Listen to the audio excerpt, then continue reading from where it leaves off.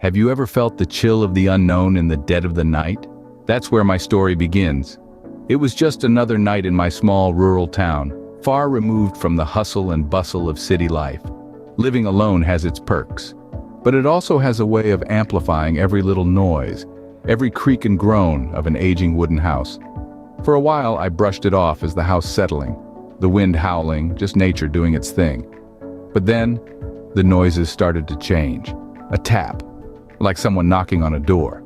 A scrape, as if a chair was being dragged across the floor. A thud, the sound of something heavy falling. All this, in a house where I was the only living soul. I began to notice other things too. Things moving around in my house, not drastically, but just enough to notice. My coffee mug, usually on the kitchen counter, would be on the dining table. My bedroom door, which I always leave ajar, would be wide open when I returned from work. It was subtle, but it was enough to make me question my sanity. Nights became a time of dread. I couldn't help but listen for the noises, watch for the changes. I was living in my own house, but it felt like I was a stranger, a guest in a place that was supposed to be my safe haven. The chill of the unknown was now a constant companion, and it brought with it a fear that I couldn't shake off. I started questioning everything. Was I imagining things? Was I going mad? Or was there something else?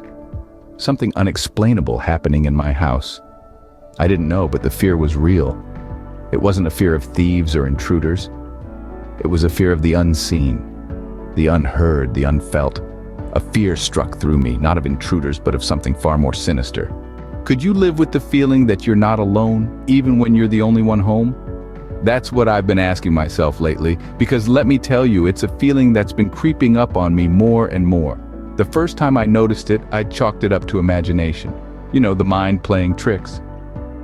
The house was old, it made noises, and I thought, well, that's just how it is. But then the patterns started to emerge.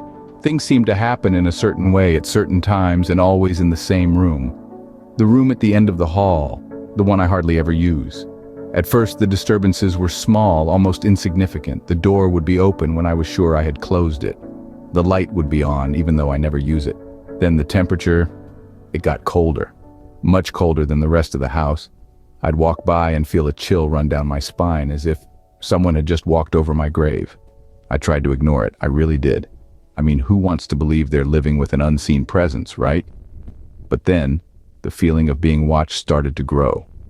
You know that prickly sensation you get on the back of your neck when you think someone's staring at you? That, but all the time. I could feel it, like a weight pressing down on me. A constant reminder that I wasn't alone. And the room, that damned room, became the epicenter of it all. I could feel it pulling me in, drawing me closer. The need to understand, to confront whatever was in there, gnawing at me. But the fear of what I might find, kept me away. I could feel its eyes on me, a silent observer in the shadows. And let me tell you, there's nothing more terrifying than the unseen, the unknown. The thing that lurks just out of sight, waiting in the darkness. What would you do if the whispers in the dark become too real? I asked myself this question every night as I lay in bed, the darkness of my room closing in around me. I was alone, or at least I thought I was. The house was quiet, save for the occasional creaking of the old wooden floors. An unsettling silence that was almost deafening. But then, the whispers started. At first they were faint, like the rustling of leaves in the wind. I could almost convince myself that it was just the house settling, or the wind whistling through the cracks.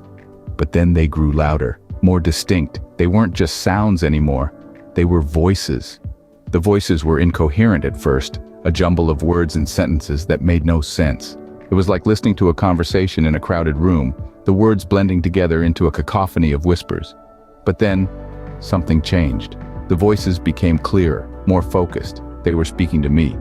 The whispers were no longer random words strung together. They were sentences, phrases, messages.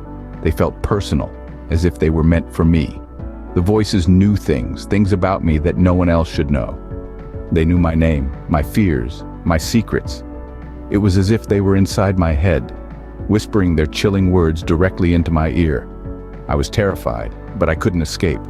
The whispers followed me everywhere, filling the silence with their eerie voices. I couldn't sleep, couldn't eat, couldn't think. The voices were all I could hear.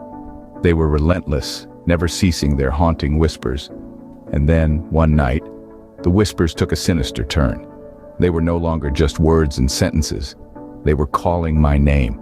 Over and over again, they repeated my name, their voices growing louder and more insistent with each repetition. It was a cold, chilling whisper that sent shivers down my spine. The whispers in the dark started to call my name, a cold whisper that sent shivers down my spine. I was trapped in my own home, haunted by whispers in the dark. What would you do if the whispers in the dark become too real? What if your worst fear stared you right in the face? It's an unnerving thought, isn't it? That's exactly what happened to me. One evening, in the dead silence of my home, I finally came face to face with the unseen presence that had been haunting me. I was sitting on my worn-out couch, trying to distract myself with a book. That's when I felt it. A sudden drop in temperature, as if someone had left the front door wide open on a winter's night. A cold shiver ran down my spine, and I felt my hair stand on end. It was like a presence had entered the room, a presence that I couldn't see, but I could definitely feel. I heard it then, a low growl, almost like a whisper, yet far more sinister. It was as if someone was trying to speak to me in a language I couldn't understand, a language of fear. The growl grew louder and the room became colder. I could smell something foul, a stench so pungent it made my eyes water. It was the smell of decay, of something that didn't belong in the world of the living. I couldn't see it, but I knew it was there. I could feel its presence getting closer. I could hear its growls getting louder. I could smell its stench getting stronger. I was frozen in place, paralyzed by fear. I wanted to run, to scream, but I couldn't. I was trapped in my own home with this unseen entity. Then it moved closer. I could feel its cold breath on my face, a terrifying reminder of my encounter with the unknown. It was like my worst fear had come to life, staring me right in the face. I could feel its cold breath on my face, a terrifying reminder of my encounter with the unknown. How would you live knowing that the fear is real and it's in your house? So here I am, trying to make sense of what happened. Struggling, wrestling with my thoughts, attempting to find a logical explanation, but it's like trying to catch smoke with my bare hands. I've considered everything. Could it be a trick of the light? Some strange acoustic phenomenon? Or is my mind playing tricks on me, creating phantoms out of shadows and whispers in the silence? But I'm not one for hallucinations, and every time I think I've got it figured out, I remember the cold, the dread, the feeling of being watched, and it all falls apart again. I've tried talking about it to friends, but they just laugh it off. You're working too hard, they say, or you've got to stop watching those horror films. But this isn't some movie, this is my life. I can't escape from this by switching off a TV. The fear is real, it's palpable, and it's in my house. I can't shake off the feeling that the entity, whatever it is, wants something from me. But what? Why me? Does it wish to harm me, or is it just trapped here, reaching out in the only way it can? I've tried to communicate, to understand, but it's like we exist in two different realities, never quite reaching each other.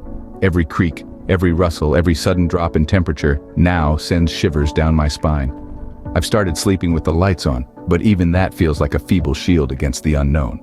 I live in a constant state of unease, waiting, anticipating. The once familiar spaces of my home now feel alien, contaminated with fear and uncertainty. Every night I go to sleep with the chilling reality that I'm not alone in this house. What does it want from me? I still don't know.